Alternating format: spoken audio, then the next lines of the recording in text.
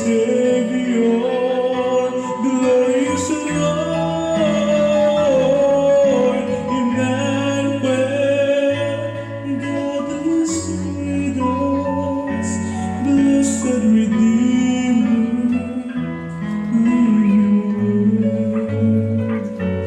blessed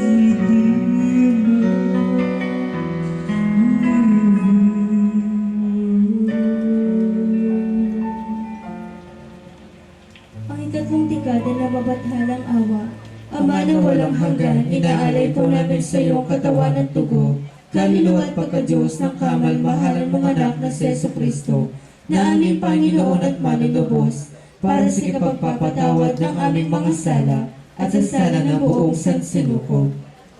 Alang-alang sa mga tiniis na hirap at kamatayan ni Jesus, Kaawaan po ninyo kami at ang buong sansinukob, lalong-lalo na po ang kaluluwa ni Brother Alkin. alang-alang sa mga tiniis na hirap at kamatayan ni Jesus, Kaawaan po ninyo kami at ang buong sansinukob.